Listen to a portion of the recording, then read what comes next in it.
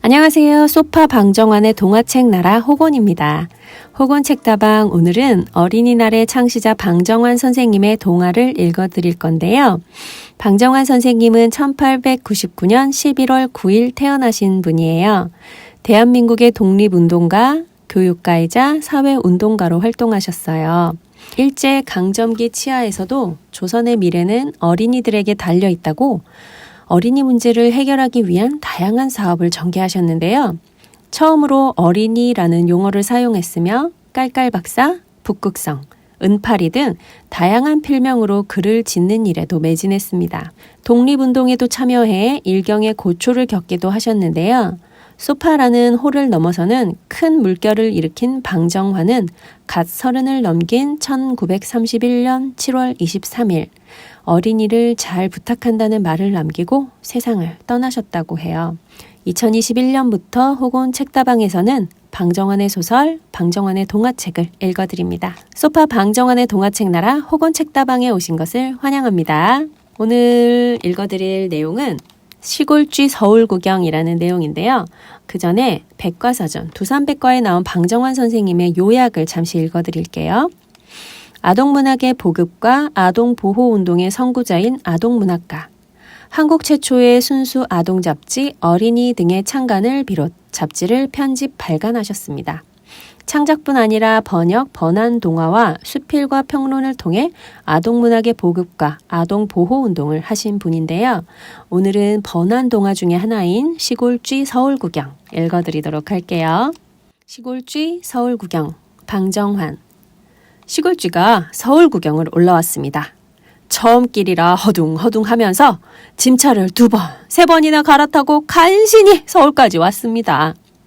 직행차를 타면 빨리 온다는 말도 들었지만 그래도 짐차를 타야 먹을 것이 많고 사람의 눈에 들킬 염려도 적으므로 짐차를 타고 온 것이었습니다.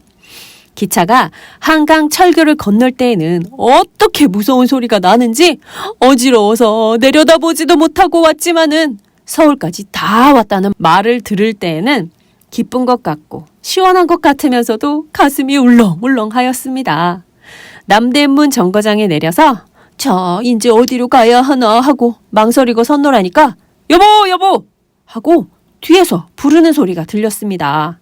보니까 이름은 몰라도 역시 자기와 같은 주임으로 할아버지나 만난 것처럼 기뻐서 처음 뵙습니다만 길을 좀 가르쳐 주십시오. 서울은 시골서 처음 올라와서 그럽니다. 하고 애걸하듯이 물었습니다. 글쎄 처음부터 당신이 시골서 처음 온 양반인 줄 짐작했습니다. 서울 구경하러 올라오셨구려? 네, 죽기 전에 한번 서울 구경 좀 해보려고. 그래 벼르고 별러서 이제 간신히 오기는 왔지만 와보니 하도 어마어마하여 어디가 남쪽인지 어디가 북쪽인지 분간 못하겠습니다 그려. 우선 여관을 정해야겠는데 어느 여관이 좋은지 알 수가 있어야지요. 첫째, 그놈의 고향이 없는 여관이라야 안 합니까? 그럼 여관으로 갈 것 없이 나하고 우리 집으로 갑시다 그려. 그럼 돈도 들 염려 없고 고양이도 감이 오지 못하는 집이니까요. 뺑 돌아가면서 쇠로 된 양옥집이니까요. 예? 양옥집이요요? 훌륭한 집에 계십니다 그려. 서울 왔다가 양옥집 구경도 할 겸 그럼 댁에 가서 폐를 끼칠까요? 폐가 무슨 폐예요. 자, 나를 따라오셔요. 까딱하면 길을 잃어버립니다. 시골쥐는 이제야 마음을 놓고 서울쥐의 뒤를 따라섰습니다. 저기 소리를 뿡뿡 지르면서 달아나는 것이 저것이 자동차라는 것입니다. 다리 부러진 사람이나 안진뱅이나 그렇지 않으면 중병든 사람이나 타고 다니는 것이지요. 저기 잉잉 울면서 집채만한 것이 달아나는 것은 전차라는 것입니다. 늙은이나 어린애나 아이 벤 여자들이 타고 다니는 것이지요. 돈 5전만 내면 거진 10리나 되는 데까지 태워다 주는 거예요. 우리도 저것을 타고 갔으면 좋으련만 우리는 타면 곧 밟힐 테니까 그래서 못하지요. 아이고 구경삼아 걸어가는 것이 좋습니다. 그런데 지금 어디 불이 났습니까? 난리가 났습니까? 왜 사람들이 저렇게 황급히 뛰어갑니까? 불이 무슨 불이여요. 서울 사람들은 으레 걸음걸이가 그렇지요. 서울서 사는 사람이 그렇게 시골처럼 담배나 피워 물고 한가히 지내서야 살 수 있겠습니까? 굶어 죽지요.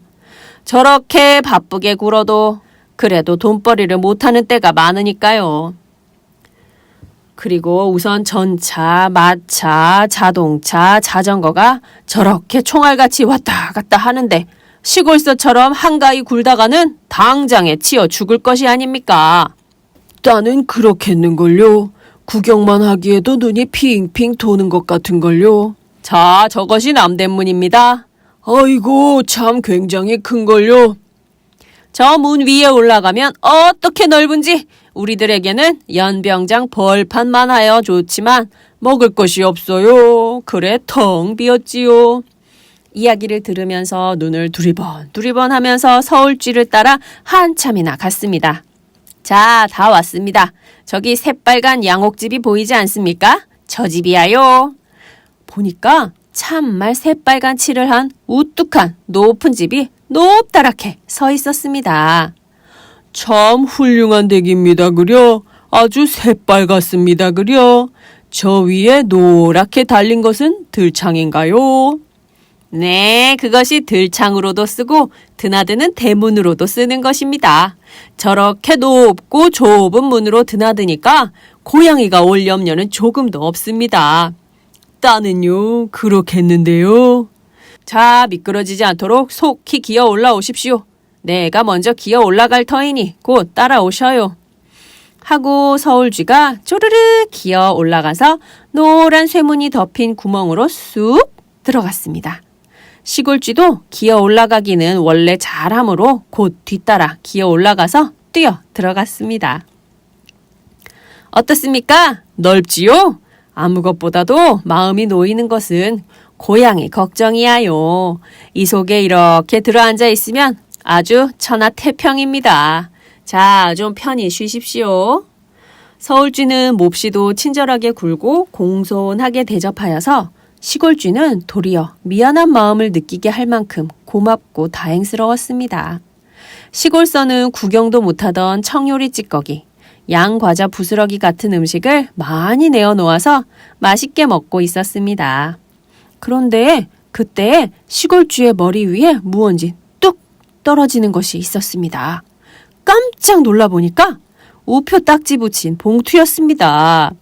시골쥐가 어떻게 몹시 놀래었는지 서울쥐는 깔깔 웃으면서 그렇게 놀라실 것은 없습니다. 이제는 그런 편지가 자꾸 들어옵니다. 아무 염려 없어요. 이따가 잘 때에 깔고 덮고 자라고 생기는 것이랍니다.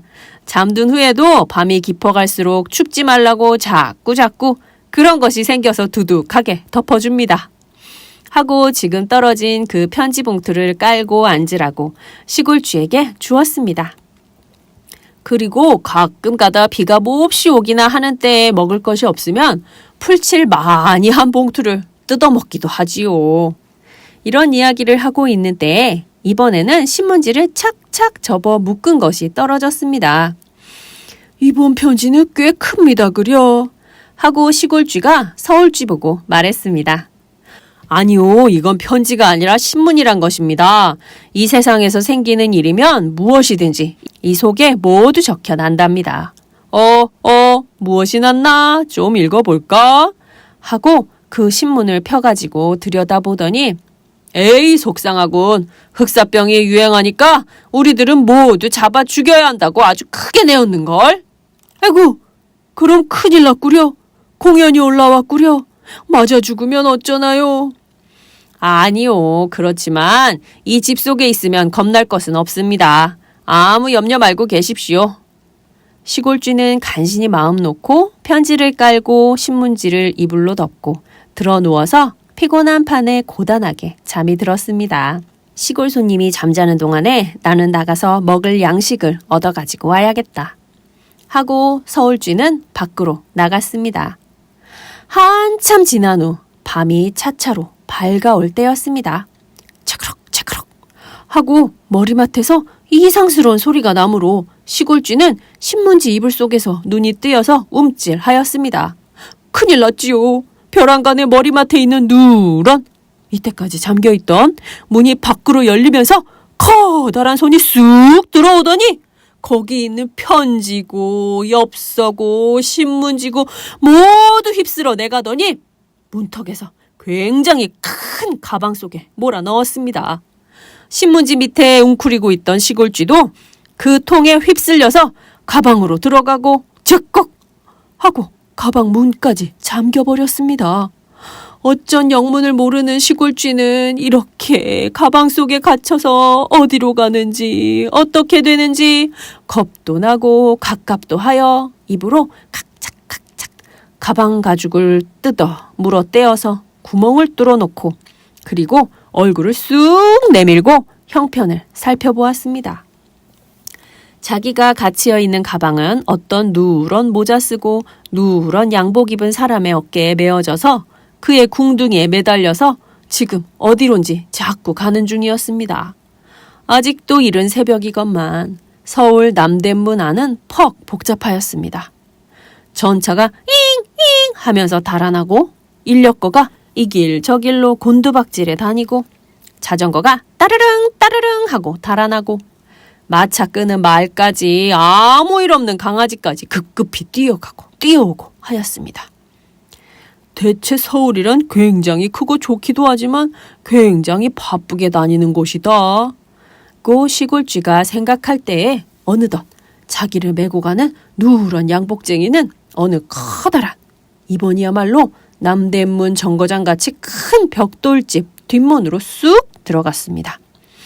들어가서는 마치 더러운 북덕이 쓰레기를 버리듯이 가방에 가지고 온 편지들을 커다란 채롱 속에 쏟았습니다. 에크! 쥐야! 쥐다! 쥐가 우편 가방에서 나왔다!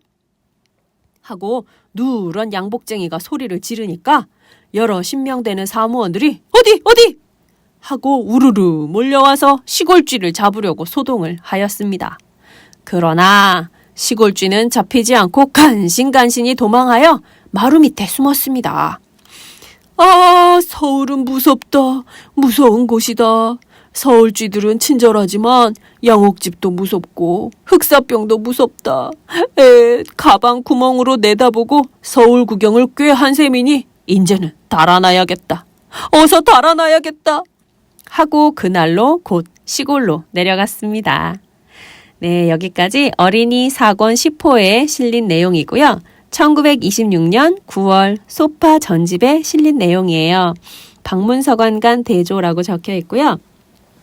자, 여기까지 다 읽었는데요. 여러분, 방정환의 시골쥐 서울구경 읽어봤는데요.